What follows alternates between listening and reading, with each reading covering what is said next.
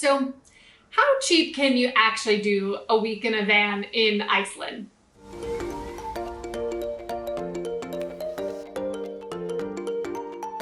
We decided to do a week-long van life trip in Iceland all the way around the ring road because we were like, we're moving to Greece and it's on the way.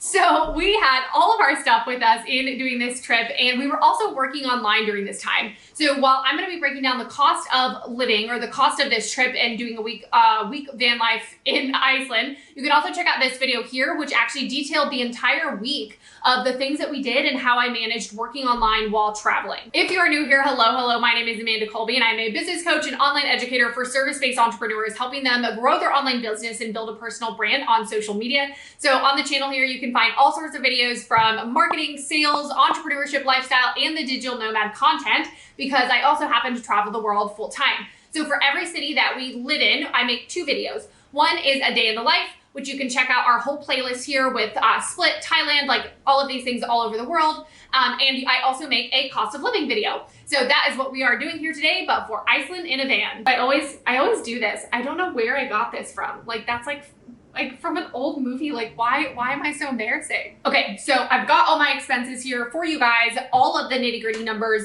As I dive into this, don't forget to like and subscribe so we can keep creating all this awesome both business and digital nomad content for you. So first category is going to be your flights. So this category, honestly, I'm not including in the total cost of this trip because it's going to vary so much whether you're coming from London, which is right across the pond, or whether you're coming from the United States or South Africa or somewhere that might be completely different. For us, we ended up using points, and we found a really cheap and inexpensive flight from New York, which is a great hub to try and fly out of if you are coming from the United States. Okay, so let's start with the biggest category first, which is your camper van.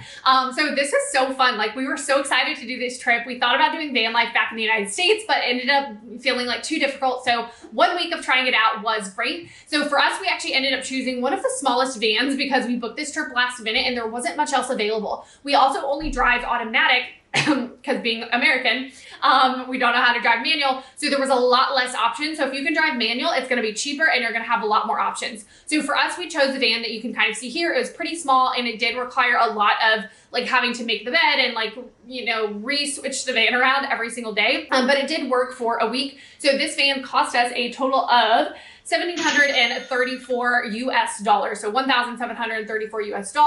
On top of the camper van, we did get insurance, which was a little bit extra. So that was $250 US for insurance. And then we also did rent gear, which involved waterproof hiking pants, some different cooking gear. We rented extra sleeping bags and blankets, and we rented hiking boots. So that gear was $95 US.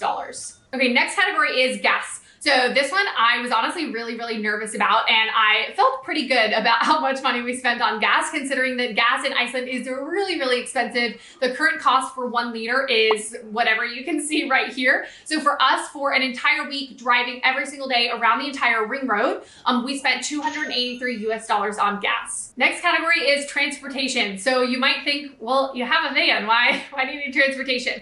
But we didn't have a van our first and our last day because we had to return the van, we had to get the van. So this transportation category involved a couple different taxis, and then the fly bus, which I highly recommend, not sponsored, but fly bus, which is a shuttle that takes you back and forth from the airport. So all in all, our total for transportation was $110 US. Next category is accommodation. So same thing, we ended up having to have a hotel on our first and our last nights there, just because you don't want to deal with returning the van and then randomly scrambling to the airport. So accommodation cost us about $205 US. Things are not cheap in Iceland, let me tell you that. Even a hostel for the night was about $100 US. Next category is parking. So the thing about doing van life in Iceland is previously you used to be able to just park anywhere. You could park anywhere, open up your van on the side of the lake and do free camping. However, that's not the case anymore. I think there was too many irresponsible people and too many people doing it. So they're a lot more strict. You have to park your van at a campsite for the night. So luckily there's tons of campsites, and you can find different campsites at some of the links that we have below. And for us, we included the campsite fees in some of our accommodation costs, but typically campsites were around $30 US per night. Now, the parking category that I'm discussing now was separate from that. That was like random parking fees, or if we wanted to use a bathroom like at a location and we weren't at a campsite, we ended up spending about $29 US. Okay, last two categories, these are the big ones. The next one is food, and the last one is gonna be activities. So food is definitely a little bit of a struggle in Iceland. So first off, food is really, really expensive. Second off, if you're doing van life, then you're having to cook all of your meals in the van, especially if you're doing the ring road. There's a lot of locations and a lot of areas you're gonna be in where there's definitely not many restaurants, if any, that you can really choose from. I think we ate out one meal when we first got to Reykjavik, but the rest of them we completely cooked and ate food out of our van. The other thing about that is there's not even necessarily grocery stores in every single area that you're passing. So for us, we went to the grocery store about every other day, and that was pretty much like any time that we would see a grocery store. So make sure to stock up when you find stuff. Our cost of food and groceries for the week was $479 for the week. And remember, all of these numbers are for 2 people. Okay, last category is activities. So this is the one category that I will say that you could either completely get rid of or you could cut down significantly. The rest of the categories, I honestly don't think you can do any cheaper. I think Iceland is just expensive.